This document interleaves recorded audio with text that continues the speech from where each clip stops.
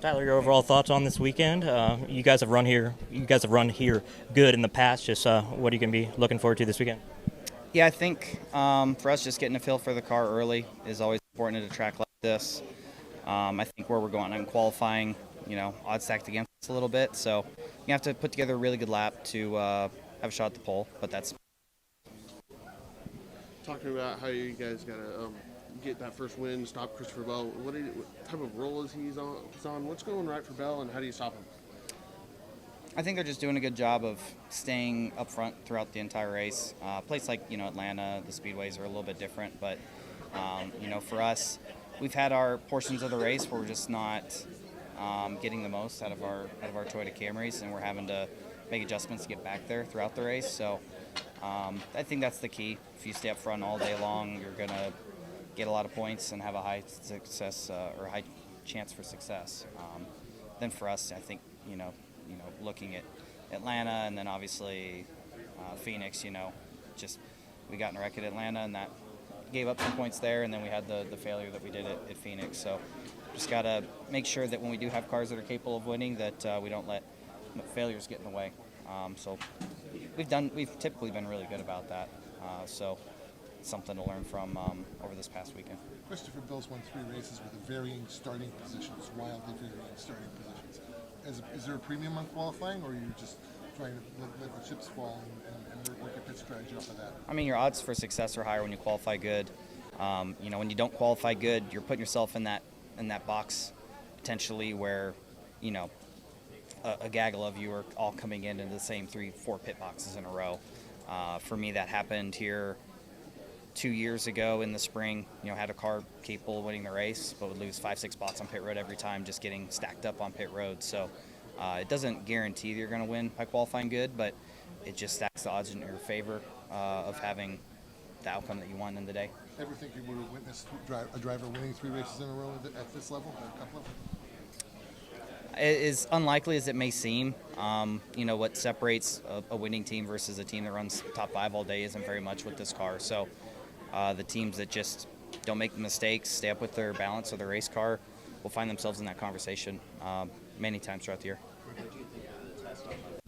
William, I think the big question is how do you stop Christopher Bell from winning 4 straight? Well, just continue, sort of bringing sort of bringing the speed that we've had, right? I mean, that's all you can do, and I think it's easy for you guys to worry about the outside, but I feel like for me, it's just trying to worry about our team and what we can do better. So, I thought last week we weren't quite as good as we needed to be, but still in the mix, and I think this week, we should be good again. So just got to put the whole weekend together, and that's all I'm really focused on. Those guys have obviously been on a great streak, and I'm sure they'll be ready to have another great race this weekend too. Good track, points leader. Yeah, no, we've been running. So we just didn't finish last week off as good, but yeah, I mean we haven't won more than one race, but that's pretty good for 4, right? 1 out of 4. So try to get another one. But are you guys focused on stage points and that kind of thing right now? Like, is that a big deal? Or I think it just happens naturally. Yeah, like if you're running well, I think it just happens naturally, and I think we've been in a spot to score a bunch of stage points, and that's been easy for us. So not like any sort of effort towards it, but I think it's just happened the way it has. This track is suiting your driving style. Obviously, you've won here. What is it about Las Vegas that you enjoy? I think this is a really good racetrack. I think it has multiple lanes.